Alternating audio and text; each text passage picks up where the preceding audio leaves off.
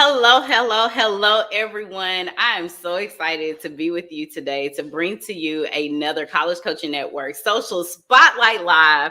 Today on the spot, we have none other than Mr. Shawn T. Brown. This man is truly amazing. We've had great conversation. He's a great support for College Coaching Network and just an all-around, just a well-rounded individual that loves connecting people. So Shawn has decided to take the 10-10 challenge today. We're going to learn all about his very, very first job. So all the questions I asked you, Shawn, I want you to tell everybody about your first job. But before we jump into that, just tell us a little bit about yourself and what you do. Okay, thank you. First of all, thank you so much, Mika, for having me on the 10-10 challenge. My name is Shawn T. Brown. Overall, I am an entrepreneur, right? I was just like so many of you out there, tried to do the corporate ladder or the corporate way, and it just really wasn't for me. So I had to truly just give up everything and to truly follow my passion, right? And you and I, we spoke a little bit this morning. And when you do what you are supposed to do, right, things truly just fall in place. Not that they're always going to be easy, but things fall in place and you don't mind working hard for yourself. That is true. That is very, very true. So you said that you started in corporate, you had an entrepreneurial mentality. Yes. So the Spotlight Live is really the foundation of this podcast, is to help students see that we all don't start with the pool outside our house in sunny Arizona, right? Absolutely. Sometimes you start in that one bedroom apartment, somewhere in a not so elite area sometimes, right? Been there, done it, right? Absolutely, right. Absolutely. The whole concept started at the bottom. Now we here, right? Absolutely, that's right. So let's talk about let's jump into this 10-10 challenge and talk about this first job. Okay. So, Mr. Brown, what was the title or your position at your first job? I was a facer at Chaz Ball's grocery store in Kansas City, Kansas. So I faced all of the canned goods and the whole grocery store, just making things look good as the customers would walk up and down the aisles. That is hilarious. Shout out to Kansas, Chaz Ball. I know exactly where that is at. That is funny. And the fact that there was a position title actually called being a facer. Yes. That's what's up. So what was your hourly rate of pay? I got paid $3.45 an hour. I have to tell you this quick story though, real quick, if you have a moment. So yeah. I went into the restroom one day and someone had done what they should not have done in the stand-up urinal for the men. Mm-hmm. And so I went to my manager and I said, hey, listen, someone done this in the urinal. Can I clean this up? And he was like, well, absolutely. Well, Shawn, I appreciate that. And then he moved me to checker and I got paid $3.65 an hour. Come on, baller. So I started moving up, right on up. Absolutely. That is hilarious. Yes. So speaking about getting this pay increase, of course, we know Uncle Sam always want his portion of the pie. Absolutely. How did you feel when you saw the deductions from your first check? Well, I remember my checks would be about $50 to $75 a week. And for me back then, that was enough to pay my gas, for me to go get some tennis shoes or play ball or do whatever. So really at the time, it wasn't too bad because I wasn't relying on my parents and I had a little sense of independence. And so for me, it's things that we don't know at the time, but it taught me to start becoming more responsible and then just start moving up ever since that time. But I look back at it now as we're having this conversation, and for $3.65 an hour, I was there every single day after school from like 3 to 11 when I wasn't playing basketball. Wow. Okay. So with that being said, what did you do with this large first check? I just saved it. I learned early on, and this probably came from me being the youngest of 6. right? When you're the youngest of six, you see some of the mistakes that your siblings have made throughout the years. And I learned very early on to just start putting a little bit back just in case of a rainy day. And I was able to pay for my own car to get painted, my 1984 Chevy Citation. I was able to get that painted. And so I was living large, girl. Okay, okay. And you said this was a Chevy who? Citation. You may have Like to Google it. I know. citation. Look, Yes, yes. we gonna have to look before we gonna have to share an image of this car before we get off, because that's one that I ain't heard of, and I am definitely a car person. Yes, That is interesting. yes. Look, so by the end, we'll have an image of this Chevy Citation, so Okay. we can see how you was rolling. Rolling. All right. Yes. All right. So, what did you like about this job? You know what? I really like the fact that I would see people from the community, people from my high school. They would come in and just shop. It was on a main street on Parallel there in Kansas City, Kansas, and just have an opportunity just to say what's up to friends and people that I went to school with. I thought that was, I thought that was pretty cool. But at the time, I only knew what I knew, right? And so Mhm. it was a job, right? And it was JOB, stands for just over broke. It kept me just over broke. I was not broke because I had a job, but it really wasn't going to take me to the levels that I know I need to be at right now. Okay, okay, that's good. So, with that being said, what do you feel as though was one of the greatest challenges that you faced while at Chaz Ball?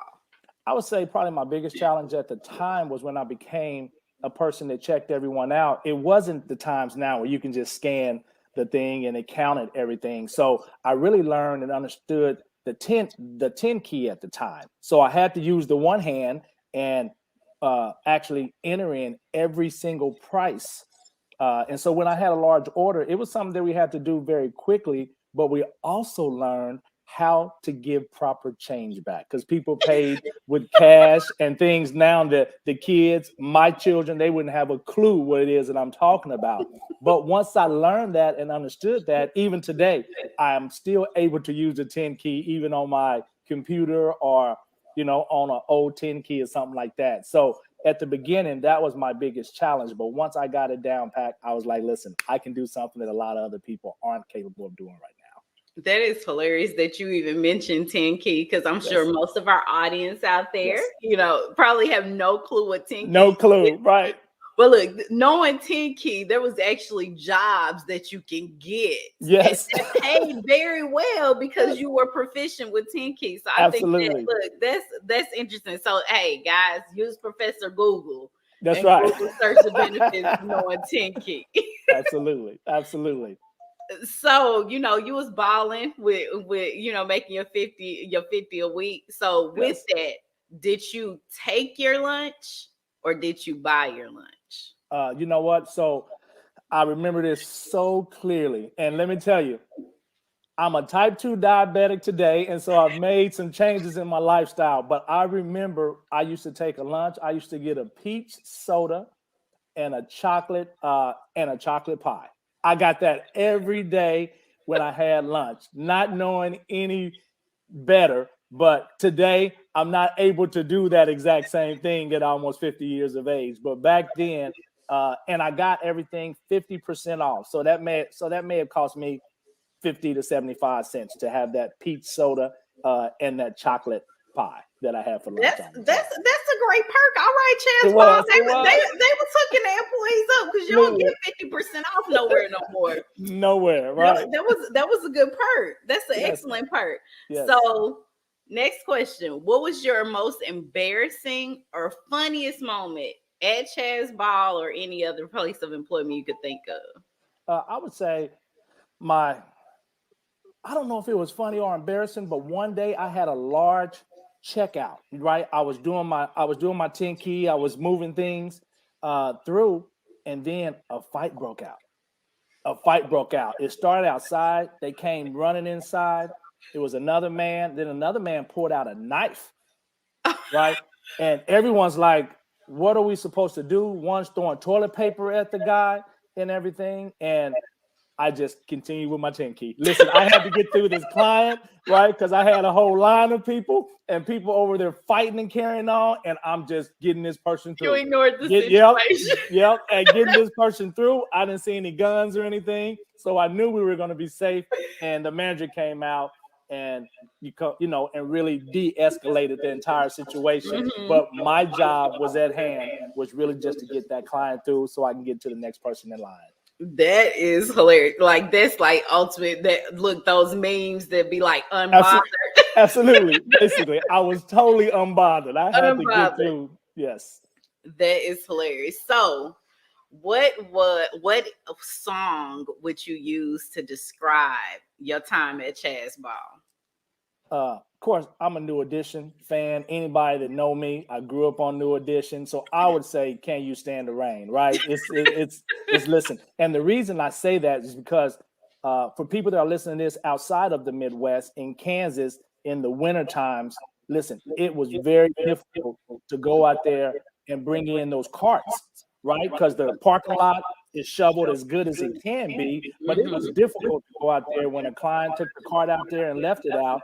And things got low, and we had to go out there and recover all of the carts. And that's something that's just very difficult because those cart reels trying to really roll in the sand and soot and snow was very difficult, along with this freezing out there. Not like today at Walmart, you see this machine and they have 50 carts and the machine is taking it inside. I was that machine when the store wasn't busy and I had to go out there and collect those carts. All right, I could definitely see it. Chaz Ball kind of sits in a slope right there. Absolutely. Okay, so last question: what do you feel as though is your most valuable life lesson that you learned, whether it was while being an employee at Chaz Ball or that you can now extract that you learned by working for them? I would say my biggest life lesson was working with the different people, right? Truly the diversity of not only the workforce there at Chaz Balls, but all of the people that came through. It taught me and gave me the ability to communicate with so many different people, right? Not just people of color. And so I utilize that throughout my life right now as being an entrepreneur because I'm working with such a diverse clientele on a daily basis. And I believe it all started from my very first job at Chaz Balls there in KCK.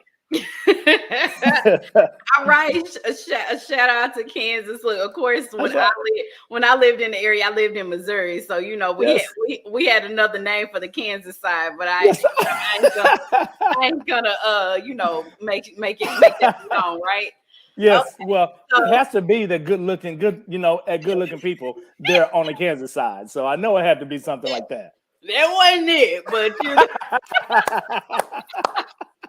that's funny though. But no, so my husband's family, a lot of them stay off of Parallel. So we were definitely over there by Chaz Ball in the Parallel area. So shout out to Kansas. Absolutely. So you have successfully completed the 10-10 challenge. Woo! Thank you. That was awesome. Yes. So now let's get into, I know you said that you started kind of in your career down that corporate route and then you became an entrepreneur. What do you feel as though was some of the inflection points in your life that led you to understand that entrepreneur was where your true purpose lied? Just kind of realizing early on that no one's going to see your value like you see your value, right? I will go into these interviews and I'm fighting just to get an interview only for them to tell me that they'll call me back or I'm not a good fit for what it is that they're doing. And in my mind, I'm like, I'm just doing this to pay my bills. I'm much better and more capable than what you are thinking or giving me credit for. And so at that time, I decided, you know what? I'm going to be able to make my own path, right? If I'm in the jungle, there's no road for me to follow or no blueprint for me to follow. I'm going to create it myself. And that's when I made that decision to start following the direction of being an entrepreneur. I love it. I love it. And so you talked about you've done multiple entrepreneurial moves. Can you kind of Yes. tell everyone what those different things that you've done to get, and then we'll, of course, we'll talk about where you are right now, but what some of the Absolutely. different ventures that you took? Listen, I mean, there's not enough time on this podcast for me to go through everything that I have gone through in my life. But I will say this. I initially started off as being a commodities broker. And listen, at the time, the only other person I knew being a commodities broker was my buddy AJ Jones that really got me into it. He lived in Western Kansas, and Eddie Murphy from Trading Places. That's the only two brothers I've ever seen being a commodities broker in my life. But what that did, it taught me one of the largest business that was in Kansas City as far as being the agriculture, teaching me a lot about the hedgers and the speculators, and just really understanding how the world works, right? In trading as far as commodities. And I did that for a number of years, and it taught me so much. And one thing my boss, David Gibson, taught me at the Kansas City Board of Trade, he said, Shawn, don't make decisions based off the money that you have in your back pocket, because some of the clients that you are talking to, they have a tremendous amount of money, and it's not about what they look like. It's not about what they drive, right? So don't make those decisions based off what you have in your back pocket, because they are capable of purchasing this gold from you, or these pork bellies from you, or doing whatever needs to be done. And that's something that I keep dear to my heart today when I'm sitting down and speaking with someone. Basically, don't judge a book by its cover. By its cover. And that's something that I learned early on. I absolutely love that. It's funny that you mentioned about, not, of course, judging people based on what's in your back pocket, but also on the car that they drive. So something total sidebar, interesting that it triggered a thought on that. My husband and I, we always take our kids out into different neighborhoods, to see, different Absolutely. types of houses in different ways, and so it's crazy that people don't realize some of the most affluent neighborhoods that you go through. Like, for example, if you're in the Kansas City area, go drive through some of the houses in like the Plaza, Brookside area. Yes. Their cars, they're not Teslas. They're not Lamborghinis parked out there. So those depreciate. Absolutely. Quick, right? Absolutely. Yes. So knowing and understanding that. So with saying that, Shawn, being in business and an entrepreneur, what are the things that you find that actually add value, true value, to build your business? Because a lot of times we look at like social media and everybody's posting all these different things or whatever, right? But the ultimate end goal is to not just be, rich, but to really acquire wealth. So what are some of the things that you've learned throughout your course of being an entrepreneur that have guided you to continue to work towards your wealthy place? Before I get to that answer, I would like to say this, Mika. I have failed and tried so many things, for years. So I would try something, it would fail, it would not work. And I hate to say it failed because I just learned from it, right? And each time I learned from it, I became better as an entrepreneur throughout my journey. So I want to encourage people out there, listen, if you do something one time or two times or 100 times and it doesn't work, understand all you need is that one yes for it to work, right? And so do not give up on yourself. And to answer your question about talking about the value, one of the things that I think is the most valuable thing is to find that mentor. Find that person that you would trade places with, and that's the person you take advice from, right? Don't take advice from people that you are not willing to trade places with, right? We have these family members and these friends that they really aren't doing anything in their lives, but yet they're trying to give us information on what we should do with our life. And also this, don't share your dreams with every single person, because they are not there to encourage you and to try to help you implement and reach your goals, right? Reach your goals and your dreams. So make sure you're selective on who you share certain things with, but find that one mentor, that person that will encourage you and give you the correct information that you need to be able to start moving forward. To me, that is priceless, because once you find that person, it will help you make those better decisions along the way. That's good. That's good. Look, dream killers are real. They So are real. make Yes, sure you guard your dreams. that's right. So I know that you're into real estate. Yes, And I know so I've heard Clyde talk about the three different aspects of acquiring wealth, and real estate is one of those avenues to be able to make passive income, right? absolutely. And I know there's a lot of students out there that may be interested in real estate. So can you kind of talk to us about the real estate industry, why it interests you, and kind of how to get into it, or what's some tips regarding that industry? Absolutely. Back in the day, prior to 2008, I owned a number of companies in the Kansas City metro area. And one of those was Kennison and Brown Real Estate. We were the official real estate company of Kansas City Chiefs. At the time, I had 25 full-time real estate agents working for me. And we handle all of the coming and going of the Chiefs players within the play, within coming into Kansas City. I would just help them, whether they're purchasing a home or just putting them in a place to lease a home, an apartment, or whatever. And so the player personnel director of the Kansas City Chiefs, he would tell me the certain areas to place these players in. And it was something that I truly enjoyed doing. It's something that for a lot of people out there that don't want to take the route of spending 4 or 5 years in school, is something that you can learn, take a test, and start doing right away. But the key to real estate is you have to find that mentor once again. You have to find that person that you are willing to trade places with to be able to help you. And a lot of times that is the broker that you're going to work for. And of course, Kansas City has a lot of great brokers, a lot of successful people there in the Kansas City area. But you have to put in your work, right? I say every morning you wake up, you are unemployed. So you have to create your own employment at that time. But on the flip side, you have so much freedom. And the reason I am into it again, because 2008 and 9, I lost everything when the market shifted. And when I tell you I lost everything, you're talking about houses, cars, boat, land, everything. I lost it all, right? So I had everything and I lost everything. And I found myself, starting over. And a lot of this was out of my power. And so I say all the time that bad things happen to good people, right? But I still had the ability to go out and create money, wealth, and where I am today. And so what really drives me is to get back to where I was, right?